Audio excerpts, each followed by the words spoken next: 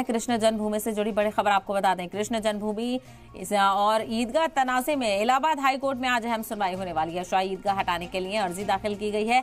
हिंदू फरीक ने अर्जी दाखिल की है, तो वहीं वाद की पोषणीयता पर हाईकोर्ट में सुनवाई होगी। अर्जी में हिंदू फरीक ने बड़ा दावा किया है। 13.37 एकड़ जमीन पर ईदगाह तामीर का दावा किया गया है। मामले में कल भी हाईकोर्ट में सुनवाई हुई थी, तो वहीं मुस्लिम फरीक ने वर्शिप एक्ट का हवाला दिया था और मुस्लिम फरीक वक्फ बोर्ड की बात वक्फ बोर्ड की जमीन बता रहा है। हाईकोर्ट ने अपने पास सभी केसेस ट्रांसफर कर लिए हैं। तो शाही ईदगाह और कृष्ण जन्मभूमि को लेकर भी तनाज़ा चल रहा है। इसके तहत भी कुछ केसेस दाखिल किए गए हैं, रिपोर्ट का रुख किया गया है और इसी मामले को लेकर इलाहाबाद हाईकोर्ट में आज अहम सुनवाई होने वाली है। तो शाही ईदगाह हटाने के लिए अर्जी दायर की गई है। हिंदू फरीक ने अर्जी दायर की है और वाद की पोषणीयता पर हाईकोर्ट में सुनवाई होगी। अर्जी में हिंदू फरीक ने बड़ा दावा किया है कि 13.37 एकड़ जमीन पर ईदगाह तामीर की गई है। मामले में कल भी हाईकोर्ट में समाअत हुई थी। मुस्लिम फरीक ने वर्शिप एक्ट का हवाला दिया था।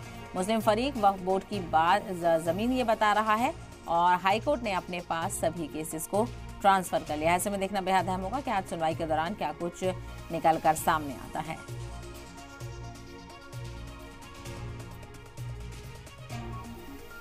तो कृष्ण जन्मभूमि ईदगाह तनाज़े से जुड़ी बड़ी खबर आपको बताते चले। आज इस मामले को लेकर इलाहाबाद हाई कोर्ट में सुनवाई होनी है। शाही ईदगाह हटाने को लेकर अर्जी दाखिल की गई है।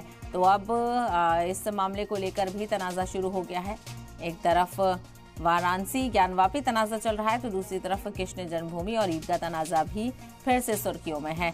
इलाहाबाद हाई कोर्ट में इस मामले को लेकर अहम सुनवाई होगी और शाही ईदगाह हटाने के लिए अर्जी दायर की गई है। हिंदू फरीक ने इस हवाले से अर्जी दायर की है और बात की पोषणीयता पर हाईकोर्ट में सुनवाई होनी है।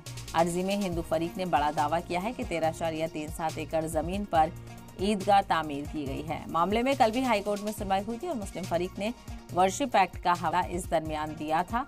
मुस्लिम फरीक ने वक्फ बोर्ड की जमीन ये बताई है।